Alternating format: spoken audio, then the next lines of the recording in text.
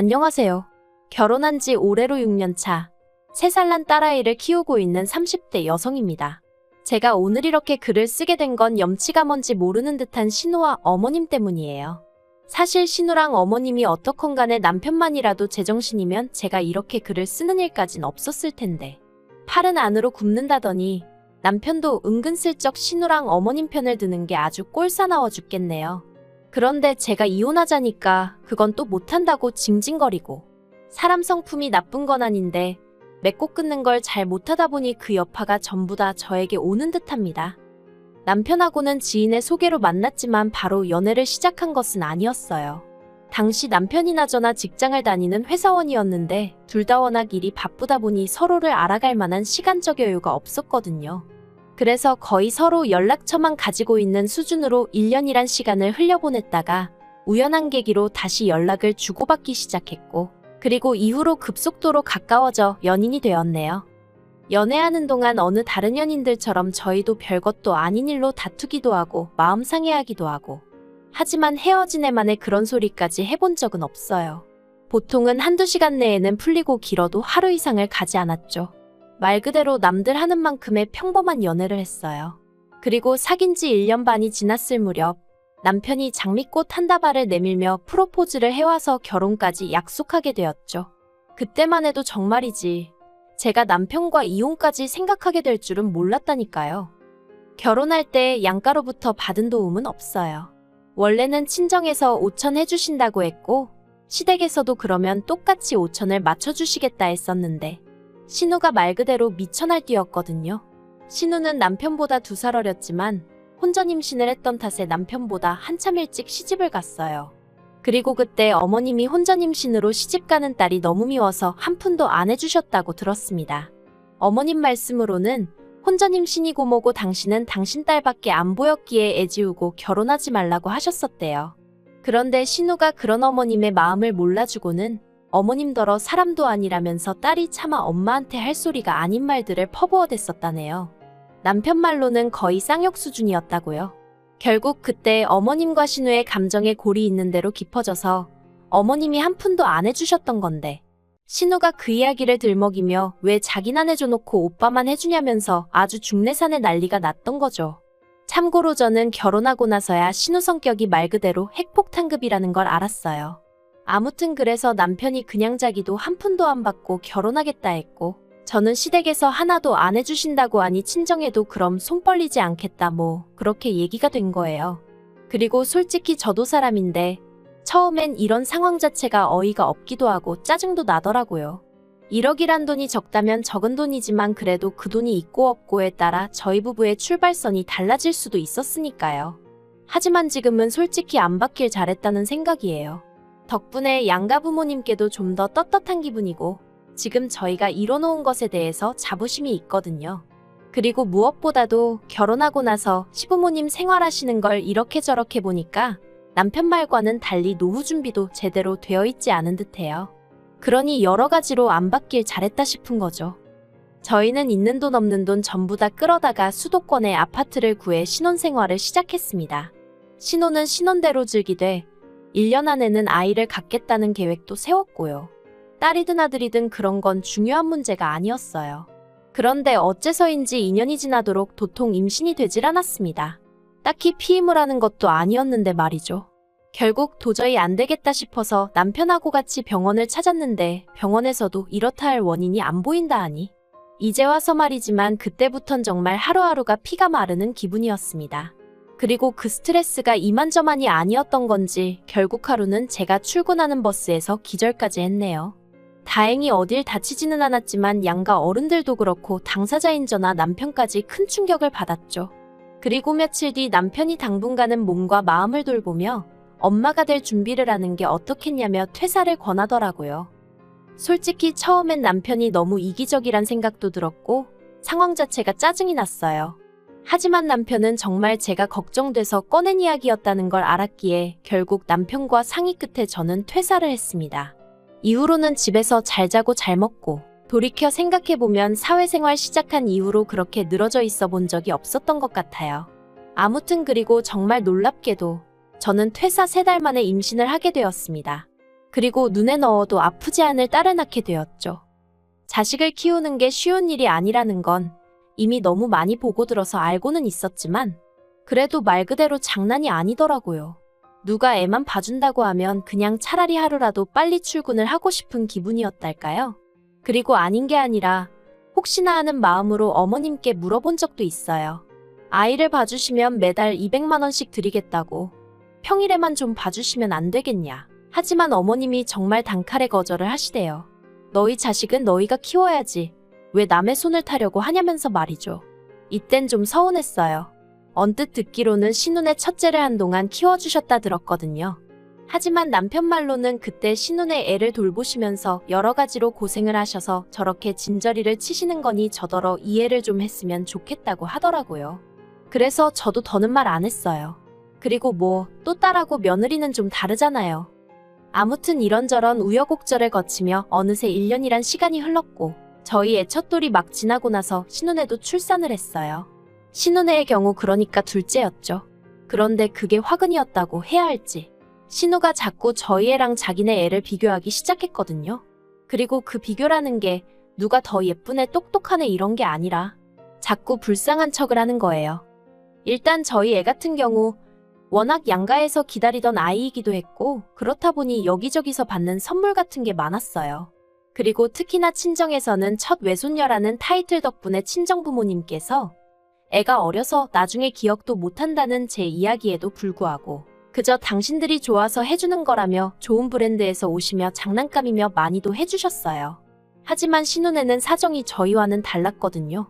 일단 당장 시부모님도 가뜩이나 벌이도 마땅치 않은 데다가 시매부도 탐탁치 않아 하시는 상황이었는데 그 와중에 신우가 둘째를 낳았다는 걸 이해가 안 된다는 식으로 표현하셨어요. 그리고 시댁 형편이 넉넉한 것도 아니다 보니 뭐 크게 해주시는 건 없으신 것 같았고요. 그러니 신우 입장에서는 나름대로 서운했던 게 있었던 모양인데 그 서운함을 자꾸 제 앞에서 표현하는 거예요. 가령 저희 애가 모 브랜드를 입고 있으면 애한테 벌써 이런 것도 입혀주냐, 우리 애는 시장에서 사입힌다, 뭐 이런 식으로요. 그리고 저는 저대로 그런 말을 들으면 마음이 편치 않아서 처음엔 저희 애 물건 중에 안 쓰는 걸로 한두 개 챙겨주고 그랬는데 그런 제 태도가 문제였을까요? 언젠가부턴 아주 대놓고 이거 달라 저거 달라 하는데 어이가 없었죠. 그래서 부담을 느낀 제가 조금씩 거리를 두기 시작했는데 이걸 가지고도 저희 남편한테 어지간히 징징거린 모양이 돼요. 하지만 결정적으로 제가 신우에게 질려버린 건 먼저 언급한 일들 때문만은 아니었어요. 어디서부터 어떻게 이야기해야 하나 싶은데 지난 설 어쩐 일로 시매부는 그쪽 본가에 간다 하고 신우는 애들만 데리고 친정, 그러니까 저한테는 시댁이죠. 아무튼 왔더라고요. 그리고 그때 둘 사이에 무슨 일이라도 있나? 잠깐 생각은 했었는데 아니나 다를까 얼마 지나지 않아 신우랑 시매부 사이가 좋지 않다는 이야기가 조금씩 들려오대요. 하지만 아무리 신우네 이야기라고 해도 엄연히 남의 집 가정사였던 만큼 남편에게 따로 뭘 묻고 그러진 않았어요. 제가 워낙 남의 이야기에 그것도 안 좋은 이야기면 더더욱 관심을 갖는 성격이 아니거든요. 그런데 알고 보니 시매부한테 여자가 있었다대요. 같은 회사에 다니는 젊은 아가씨라나 뭐라나. 그 아가씨도 제정신이 아닌 거죠. 저희 시매부라지만 참으로 별 볼 일 없는 유부남인데. 아무튼 그래서 시매부가 이혼하자고 그랬나 봐요. 애들은 자기가 키울 테니 재산만 받고 이혼해달라고요. 그런데 신우가 자기 재산 필요 없다고 애들만 달라고 했대요. 양육비도 안 받겠다면서요. 솔직히 그 이야기 듣고 어이가 없었어요. 재산이 애들보다 더 좋다 뭐 그런 건 아니지만 도대체 무슨 생각으로 돈도 필요 없다, 애들만 달라 그런 건가 싶어서요. 요새 애들 키우는데 돈이 한두 푼 드는 것도 아닌데. 아무튼 그렇다고 마음 떠났다는 남자 붙들고 살라고 할 수는 없잖아요. 신우랑 제 사이가 그런 조언을 주고받을 관계도 아니고. 그래서 저는 아무 말도 안 했고 아무튼 그렇게 두 사람이 이혼을 했어요. 그런데 그 두 사람의 이혼이 제 결혼 생활에도 영향을 미칠 거라곤 그땐 미처 생각지 못했습니다. 신우는 결혼 이후로 계속해서 전업주부로 살았고 그랬기에 딱히 경력이라던가 내세울 게 없었어요. 그러니 이혼 이야기가 오가기 시작한 무렵부터는 정말 이혼하게 되면 뭘 해먹고 살아야 하냐며 이래저래 고민이 많은 눈치였죠. 그래서 한 번은 보다 못한 제가 지나가는 말로 기술이라도 배워두면 좋지 않겠냐니까 어느 세월에 뭘 배워서 돈을 버냐며 오히려 짜증을 내대요. 좀 황당했죠. 기술도 없고 경력도 없는 자기를 그럼 누가 써줄 거라고 생각하는 건가 싶어서. 하지만 평양 감사도 본인이 싫으면 그만이라고 그냥 무조건 싫다는 사람한테 제가 무슨 말을 더 하나 싶더라고요. 그래서 저도 더는 아무 말도 안 했어요. 그리고 다행히 얼마 후 신우 사는 동네에 엄청 큰 마트가 오픈을 해서 거기서 계산원으로 일을 하기로 했다대요. 그렇게 이제 그런대로 정리가 되었나 했는데 신우가 계산원으로 일한 지 한 달이나 됐나 싶은 무렵 때려쳤다는 소식이 들려왔어요. 자기가 아무리 계산해봐도 시간당 10,000원 받아가면서 애들 키울 돈을 못 벌 것 같아서 관뒀다고요.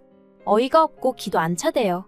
하지만 신우는 계속해서 이렇게는 못 산다며 말 그대로 지잘났다고 떠들어대더니 이달 초 자기가 밤에만 일하고 대신 한 달에 400만 원씩 받을 수 있는 일을 찾았답니다. 당황스러웠죠. 어떤 일이 밤에만 일을 하는데 400씩이나 주나 싶은 게. 그리고 이내 안 좋은 생각이 들어서 저랑 남편이 신우를 붙들고 도대체 무슨 일이냐 몇 번이나 물었는데 입을 정말 딱 다물고 죽어도 말을 안 해주는 거예요. 한다는 말이라곤 남 부끄러운 짓은 안 한다. 합법적인 일이다. 아니 다 큰 성인이 말을 안 해주는데 저희가 뭘 어떻게 할 수 있었겠어요. 결국 뭔지도 모르면서 말려도 보고 화도 내보고 그러다가 결국 두 손 두 발 다 들었죠. 그리고는 이달 초 시부모님한테 연락이 왔습니다. 기니할 이야기가 있어서 그렇다며 남편하고 오라고 하시더라고요. 혹시 돈 이야기인가 싶었지만 결혼 전부터 남편하고 분명히 해둔 것들 중 하나가 가족과는 돈 거래를 하지 않는다였기 때문에 이 부분만큼은 별 걱정이 없었거든요. 그래서 아무튼 어머님의 한껏 진지하신 목소리와 별개로 저는 비교적 가벼운 마음으로 시댁을 찾았는데 거기서 생각지도 못한 이야기를 듣게 되었죠. 어머님이 이리저리 돌려가며 이야기를 꺼내셨지만 말씀의 포인트는 저희더러 아니 저더러 시조카 둘을 맡아주라는 것이었습니다. 정말 너무 놀라고 당황스러워서 심장이 벌렁벌렁거린다는 게 이런 거구나 싶었어요. 제가 갑자기 그게 무슨 말씀이시냐 되물으니 어머님이 하시는 말씀이 신우가 하는 일이 뭔지는 당신도 모르신답니다. 하지만 그 일을 하려면 낮에는 신우가 좀 쉬어야 하는데 애들이 둘이나 되니 도통 신우가 쉴 수가 없어서 힘들어한다는 거예요. 그러니 애들을 누가 좀 맡아줘야겠는데 생각해보니까 제가 지금 육아하느라 어디 회사를 다니는 것도 아니지 않냐면서 하나 돌보는 거나 셋 돌보는 거나 별 차이 없을 거라고 저더러 시조카 좀 맡아주라나요? 그래서 제가 그게 말이 되냐고 못한다고 했어요. 가뜩이나 하나 돌보는 것도 정말 진땀이 뻘뻘 나는데 어떻게 시조카들까지 보느냐고 어머님한테 이런 이야기를 하시는 것 자체가 서운하다고도 했죠. 하지만 어머님께선 계속 미안하다 하시면서도 그래도 가족끼리 도와줘야지 어떻게 모른 척을 하냐는데. 그리고 그 순간 저도 모르게 어머님께 그럼 어머님이 좀 봐주시면 되지 않냐 했습니다. 시조카들 입장에서도 외숙모보다는 할머니가 편하지 않겠냐고요. 그랬더니 어머님 말씀이 당신은 체력이 딸려서 못한다며 저더러 집에서 애 키운다는 핑계로 일도 안 하지 않냐. 시조카들 봐주면 그래도 신우가 달에 100만 원은 주겠다고 하더라. 어머님은 200만 원을 드린다고 해도 애는 못 봐준다 하셔놓고 저더러는 100만 원 받고 시조카 둘을 보라는 건가 싶은 게 생각할수록 어처구니가 없더라니까요. 사실 저는 그래도 어머님은 신우에 비해 사리분별이 되시고 경우가 있으신 분인 줄 알았어요. 그런데 막상 당신 딸이 힘들다 어쩌다 하니까 결국 며느리 인절을 붙들고 늘어지시는 게 어머님이 나쁘다고 생각은 안 해요. 제일 나쁜 건 신우죠.